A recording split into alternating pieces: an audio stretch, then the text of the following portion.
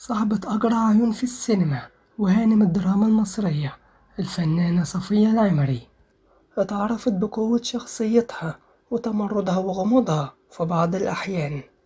اتولدت في المحلة الكبرى في 20 يناير سنة 1949، واتجوزت مرة واحدة من الفنان جلال عيسى بعد قصة حب قوية، واتجوزوا بسرعة وأنجبت ولدين، وأولادها انتقلوا للعيشة في أمريكا.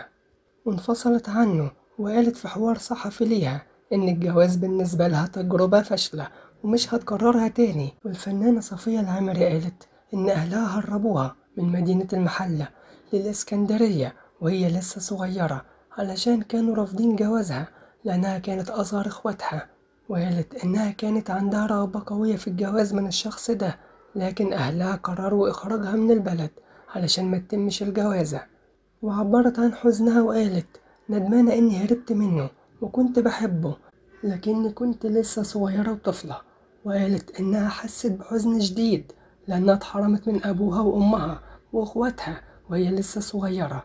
لكن لما رحت اسكندرية كان ليا خطط تانية في حياتي، ووصلت للطريق اللي أنا فيه. أول ظهور ليها بعد غياب طويل كشفت عن شائعة طردتها لفترة طويلة، وهي أنها أجرت عملية تجميل فاشلة أدت لتشويه وشها، لكنها في الحقيقة أصيبت بالعصب السابع اللي تسبب في ارتخاء عضلة العين وشلل في الجزء الأيسر من وشها.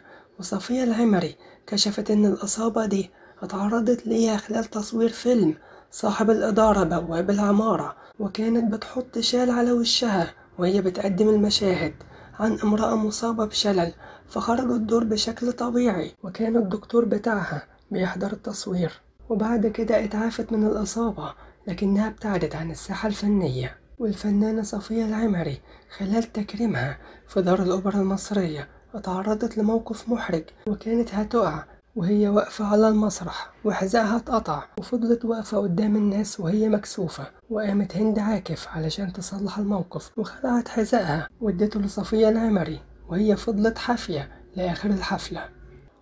والفنانة صفية العمري اسمها الحقيقي صفية مصطفى محمد العمري، ليها 6 إخوات، ودرست في طفولتها رقص الباليه والعزف على الكمان، واتخرجت من كلية التجارة بجامعة الإسكندرية وأتقنت اللغة الروسية.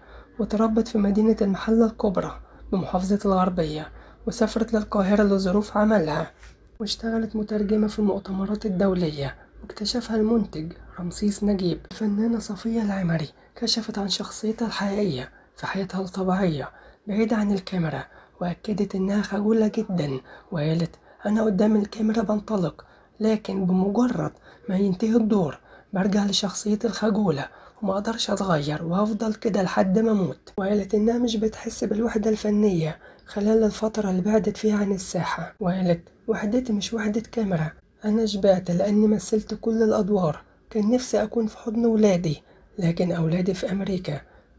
وقالت إن ليا حفيدين أعمارهم بين 16 و14 سنة، وقالت: كنت أتمنى إن أولادي يتعلموا بطريقة صحيحة، علشان كده بعتهم لأمريكا ودخلوا هناك مدارس داخلية.